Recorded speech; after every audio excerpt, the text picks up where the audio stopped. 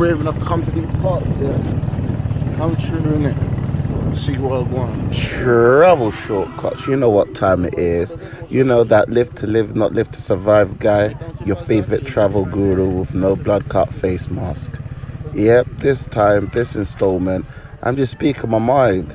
Trying to just encourage you all to live and not live to survive.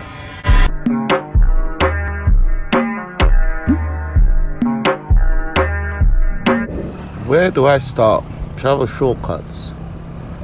How the hell did I end up in Angola, Luanda? I mean, UK to Africa? How the hell did this happen? To tell you the truth, I had enough. Enough was enough. You know what I'm talking about. I mean, we've all been programmed, I guess, you know. Call it red pill or blue pill or whatever. We've been brainwashed. You know, we've been brought up to follow the same regiment, regime, routine, pattern. You know, do well in school, go university, get your degree, you know, your masters, your doctors, and then you get a good job, right? Once you get that good job, you have to climb up the ranks. You know, you have to bum lick your supervisor, your managers, so you can climb up, get a cheeky, handsome promotion package, and excel. They don't tell you to be a digital nomad, travel the world, laptop lifestyle, big up TeleMay dreams. They don't tell you that. And they certainly don't tell you to unplug from the matrix. Far from it. So that's what happened to me, you know. Was at university, done well at university, got my masters, got a good job, but I wasn't content. And what got to me, I mean, look, I had the girlfriend, etc., but I still wasn't content, you know. I was doing everything they told me to do. I was going by the book, so to speak.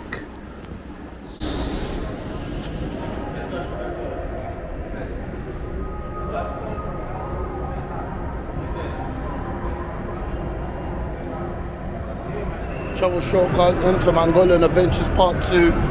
You already know. Part 3 is a Mazzoline, boy. Mazzoline for sure. Hope you enjoyed it.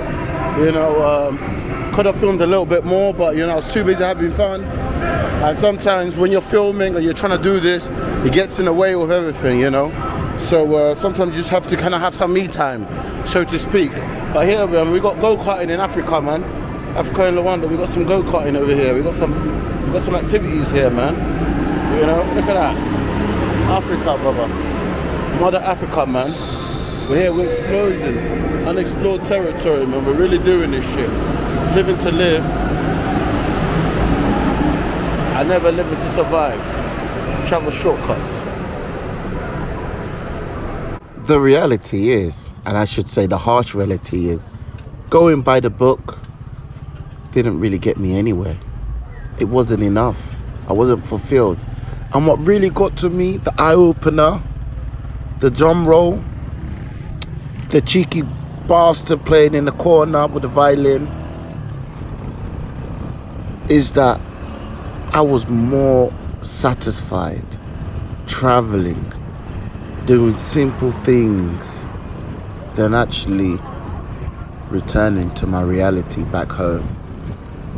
I was much more satisfied visiting a foreign country that I know nothing about, like for example the Philippines, interacting with locals.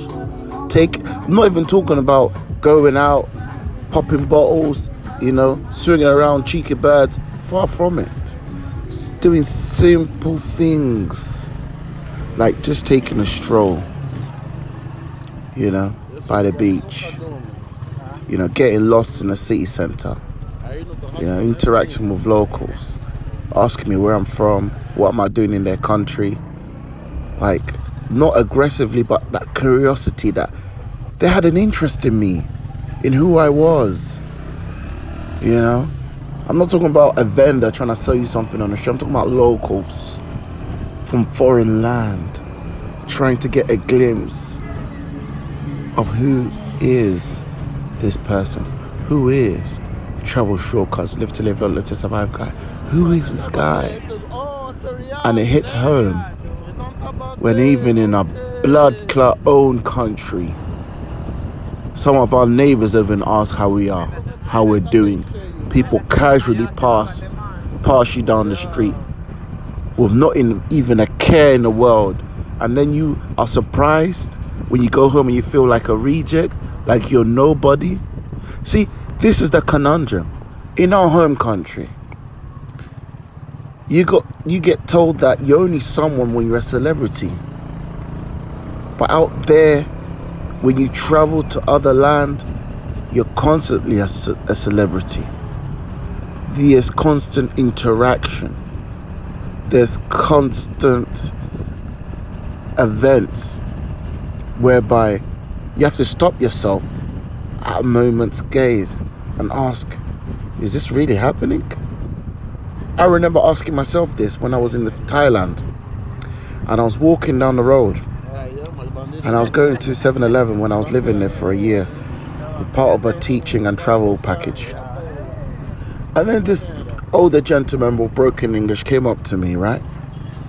And he's like, hey you, sorry the accent, but he's like, hey you. I'm like, oh hi, you alright? Yeah. He's like, oh, what's your name or something like that, you know, very broken English, but I could understand, right? And I'm like, yeah, my name is, you know, so and so. And he's like, what are you doing now? And I'm like, just going to 7-Eleven to buy some food and stuff. He's like, no. Today, you come to my house and my wife cooked for you. I'm like, no. And honestly, Thailand is like, they're not really conservative out there. Like, well, in some areas, but they're very, this was back in 2012. And he literally grew up, this is way before Zoom to Thailand, you know, that's what I'm saying. Just to digress a little bit, I was filming, I was never, YouTube was present, but I wasn't doing nothing for YouTube. I was doing it for my own experiences, my own memory lane catalog, right? I used to record so much footage of going out, partying, traveling the whole land, right? And I wasn't doing, I had so much stuff. This is 2012, you know, black guy from London, England, you know, just in bloody Asia, traveling around, teaching, traveling, so many experiences with the locals. And I spoke a little bit of Thai at the time, because I used to be close to the Thai people. I never understood going to Thailand to hang around with people you can meet back home. No disrespect to anyone, but it's just, I like to interact with the locals. I was going out constantly with the locals as opposed to the other teachers, you know, those Western teachers. I'd done both, but I was more with the locals, right?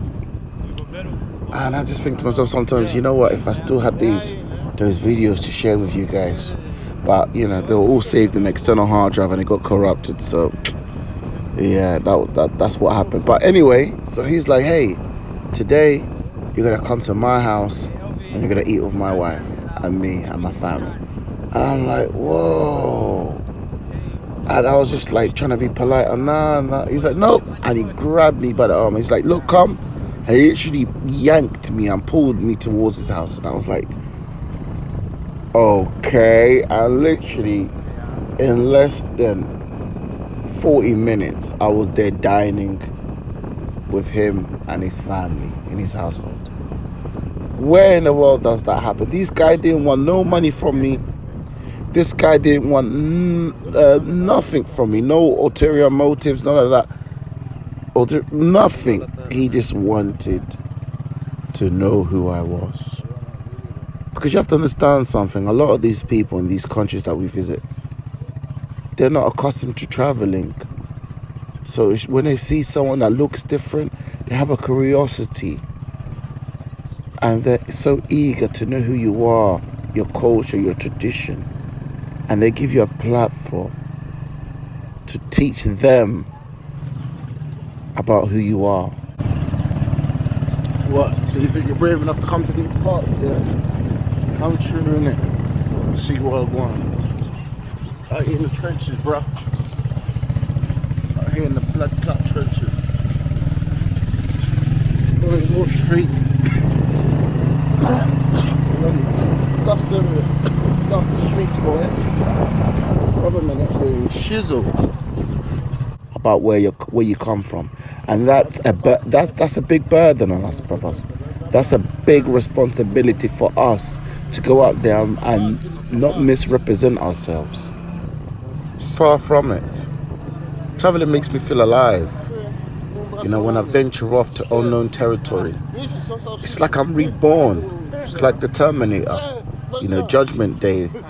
You know, when you just enter somewhere and no one knows nothing about you. It's a clean slate. You know, you can transform yourself. First Terminator movie, he was the villain. Judgment Day, he was the hero. You know, you go somewhere like Thailand, like Colombia, no one knows who the hell you are. It's an opportunity for you to start fresh, turn back the hands of time. You know, you never know, you might meet your future wife, you might start a future business there.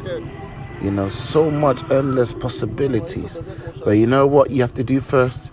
You have to live and not live to survive. You have to venture outside of your comfort zone. And you have to big up things, Zigga. Do something today that your future self will thank you for.